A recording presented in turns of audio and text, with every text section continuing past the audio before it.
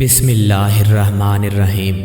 اللہ کے نام سے شروع جو بڑا مہربان نہایت رحم والا ہے۔ حضرت علی رضی اللہ تعالیٰ عنہ ارشاد فرماتے ہیں، جس نے لمبی امیدیں باندھیں اس نے اپنے اعمال بگاڑ لیے۔ جو شخص لوگوں کے بارے میں جھٹ سے ایسی باتیں کہہ دیتا ہے جو انہیں ناگوار گزریں، تو پھر وہ اس لیے ایسی باتیں کہتے ہیں کہ جنہیں وہ جانتے ہی نہیں۔ بہترین دولت مندی یہ ہے کہ تمناؤں کو ترک کرے۔ سخاوت کرو لیکن فضول خرچی نہ کرو، اور جز سے رسی کرو مگر بخل نہیں۔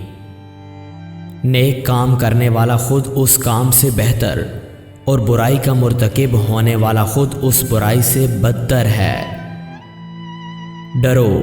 ڈرو اس لیے کہ باخدا اس نے اس حد تک تمہاری پردہ پوشی کی ہے کہ گویا تمہیں بخش دیا ہے۔ جب تم دنیا کو پیٹھ دکھا رہے ہو اور موت تمہاری طرف رخ کیے ہوئے بڑھ رہی ہے، تو پھر ملاقات میں دیر کیسی؟ بہترین زید کا مخفی رکھنا ہے۔ مرض میں جب تک ہمت ساتھ دے چلتے پھرتے رہو۔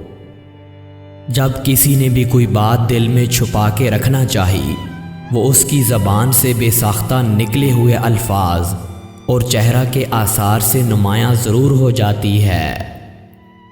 کسی مضطرب کی داد فریاد سننا اور مصیبت زدہ کی مصیبت سے چھٹکارا دلانا بڑے بڑے گناہوں کا کفارہ ہے۔ دل میں جتنی باتیں آتی ہیں ان میں سب سے بری خیانت اور مکاری ہے۔ سب سے برا بھائی وہ شخص ہے جو دغا بازی کمائے۔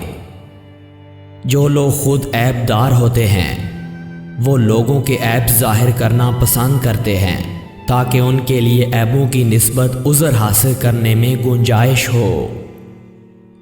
سب سے برا دشمن وہ شخص ہے جو نہایت دور اندیش ہو اور کمال اخفاق کے ساتھ داؤ اور فریب کرے۔